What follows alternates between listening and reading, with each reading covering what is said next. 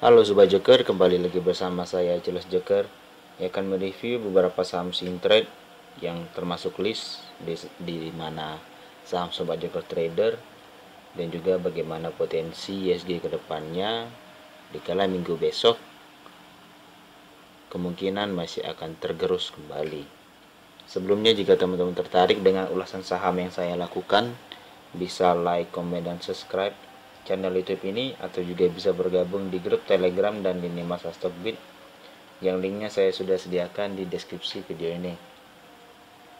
Baik, langsung saja kita mulai review yang akan saya berikan. Lagi-lagi ISG memang tidak mampu menembus di area all time high-nya ataupun menyentuh area all time high di 6.694.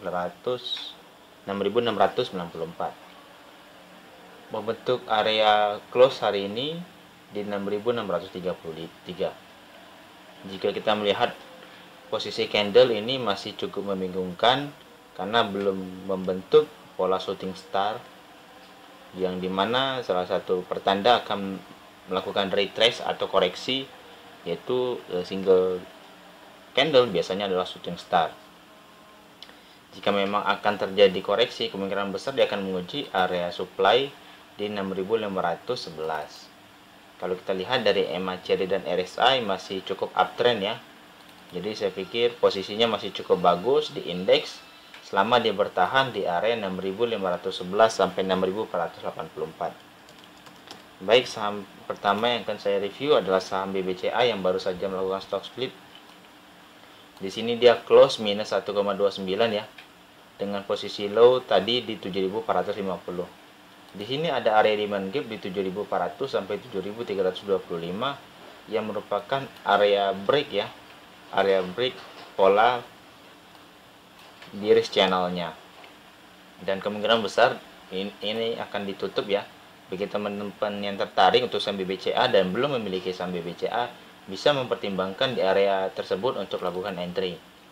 Dan kalau kita lihat dari posisi MACD dan RSI sudah cenderung ingin menandakan distribusi, terlebih pada pergerakan tren harga sudah cenderung turun ke bawah ya.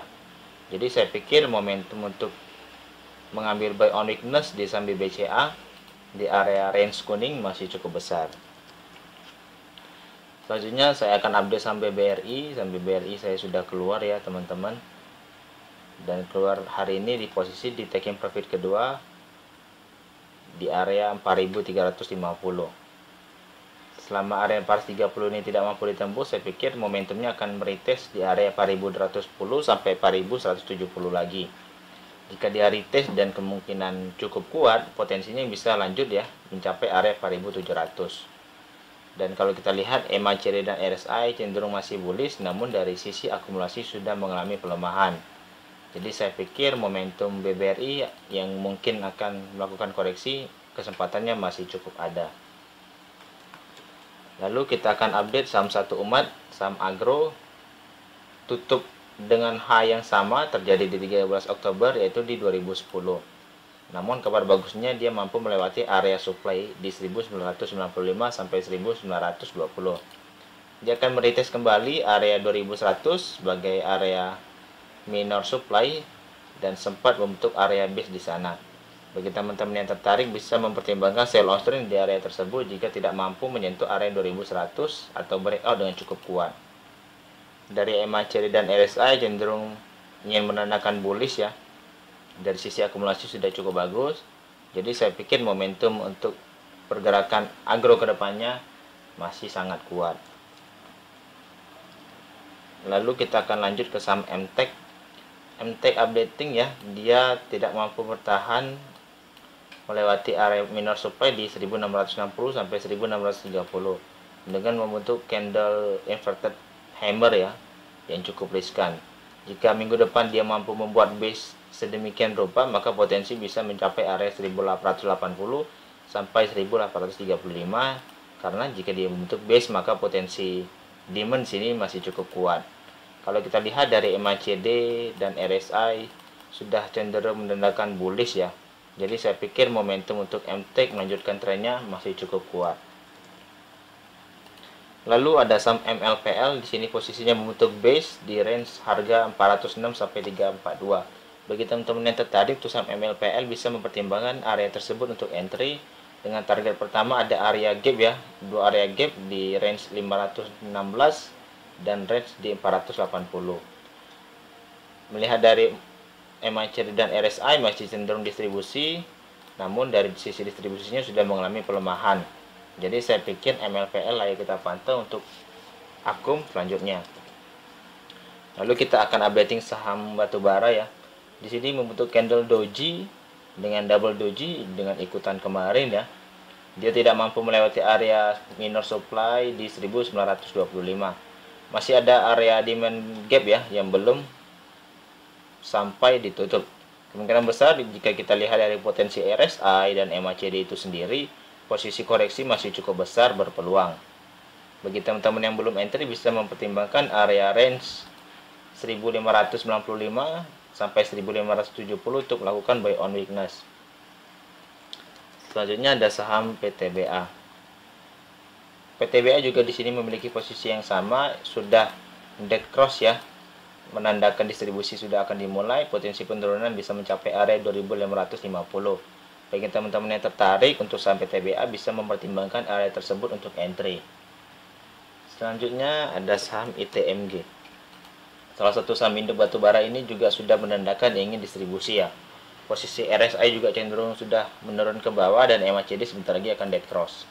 Bagi teman-teman yang tertarik untuk saham ITMG bisa mempertimbangkan area 21.850 untuk entry karena di sini ada minor gap sedikit ya.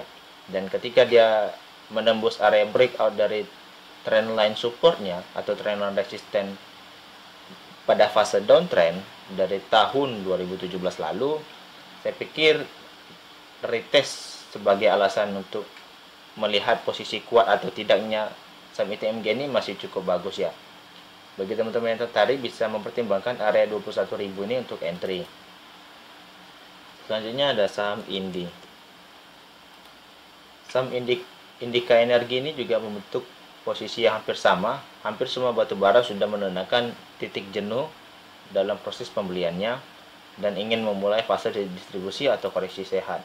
Bagi teman-teman yang tertarik untuk saham Indi bisa mempertimbangkan area 2080 sampai 1980 untuk entry dengan catatan breakout cukup kuat ke bawah jika dia tidak mampu bertahan di area minor demand di 2260. Selanjutnya ada saham Harum. Harum di sini sudah memulai sendiri fase distribusinya dan hampir membentuk base ya di range harga 8.175. Bagi teman-teman yang tertarik bisa mempertimbangkan area 7.625 sampai 7.425 untuk area entry buy on weakness-nya. Selanjutnya kita akan menyelimpir ke konstruksi juga. Konstruksi membentuk candle hammer, kemungkinan dia akan lanjut ya, melanjutkan tren kenaikan menguji area 1410 sampai 1375 untuk area supply-nya. Dari VTPP, MACD dan RSI sudah cukup bagus, namun teman-teman hati-hati. Pada fase konstruksi sudah dimulai sepertinya bergerak pada range jenuh beli. Hal yang sama terjadi di beberapa minggu lalu sudah dimulai di saham emiten coal atau emiten batubara. Bagi teman-teman yang memiliki saham konstruksi bisa mempertimbangkan untuk taking profit sementara dahulu. Jika teman-teman berada di posisi bawah, saya pikir masih cukup aman selama dia tidak mampu patah di 1225 sampai 1225. Lalu ada saham Wika. Posisi Wika juga sama ya, sudah menguji area minor supply dan mampu bertahan. Kemungkinan besar akan lanjut ya. Jika kita lihat juga RSI sudah mengalami jenuh beli, saya pikir potensi koreksi masih cukup ada untuk saham Wika. Bagi teman-teman yang tertarik bisa mempertimbangkan area entry buy on weakness di 1365 atau di 1265.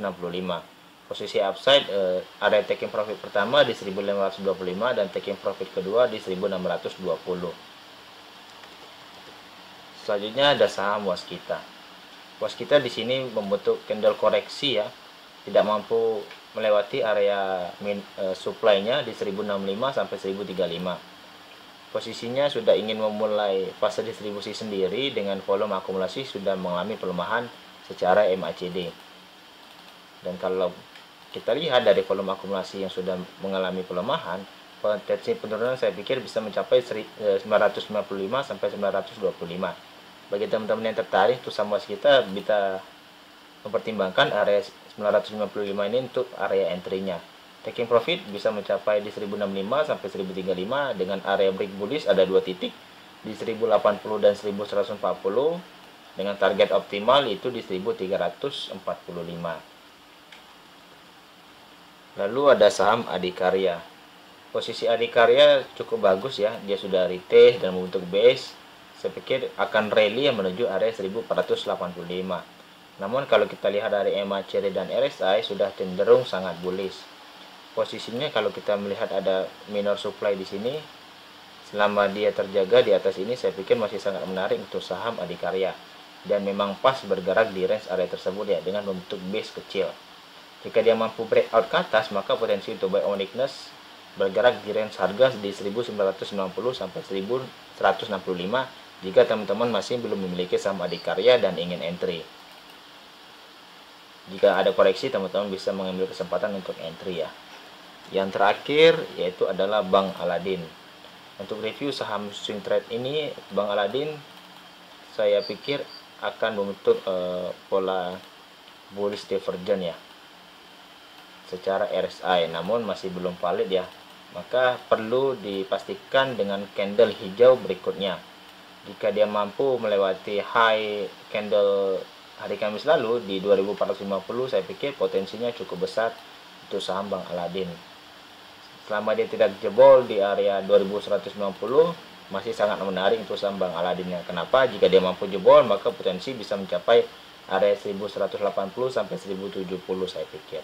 Namun, saya yakin dan percaya kemungkinan tidak akan terjadi ya. Kenapa? Bank Aladin memiliki corp action yang cukup menarik terkait isunya.